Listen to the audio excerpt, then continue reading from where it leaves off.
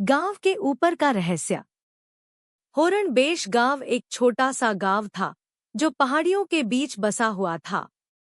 गांव के ऊपर एक पुराना जंगल था जिसे लोग साया जंगल कहते थे। रात में उस जंगल से अजीब आवाजें आती थीं, कभी कानों में फुसफुसाहट, कभी पेड़ों के हिलने की आवाज।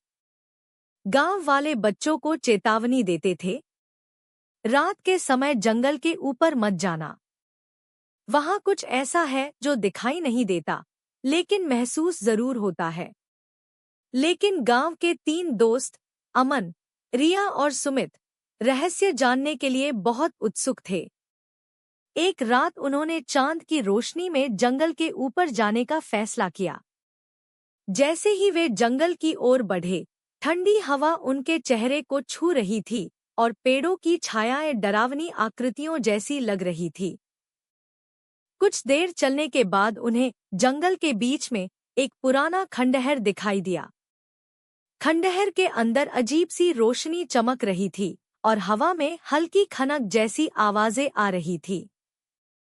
सुमित ने कहा, शायद हमें वापस लौट जाना चाहिए। लेकिन अमन और रिया ने जिज्ञासा से कदम बढ़ाए। जैसे ही वे खंडहर के अंदर पहुंचे, अचानक दरवाजा अपने आप बंद हो गया और कमरे में ठंडी हवा का झोंका आया। चारों ओर अंधेरा और कुछ धीमी फुसफुसाहटें सुनाई देने लगी। रिया ने कांपते हुए कहा, हम यहाँ क्यों आए? तभी खंडहर के कोने में एक पुराना दर्पण चमक उठा।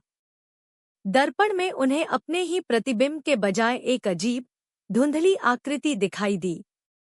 आकृति उनके हाथों को पकड़ने की कोशिश कर रही थी। डर के मारे वे तीनों चीख पड़े। अचानक अमन ने याद किया कि गांव वालों ने कहा था, जो डर को समझ लेता है वही सुरक्षित रहता है। उन्होंने एक दूसरे का हाथ पकड़कर खुद को शांत किया और धैर्य के साथ दर्पण से दूर हुए।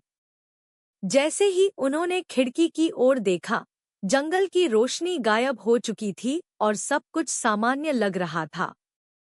डर के बावजूद उन्होंने जल्दी से खंडहर से बाहर निकलकर गांव लौटने का फैसला किया। अगली सुबह गांव में सभी ने देखा कि तीनों दोस्त बहुत थके और भयभीत लग रहे थे।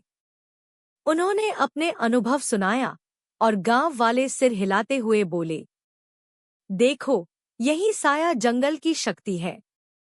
यह तुम्हें डर दिखाता है, लेकिन अगर तुम साहस के साथ सामना करो तो सुरक्षित रहोगे।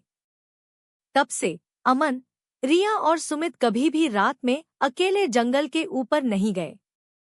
लेकिन गांव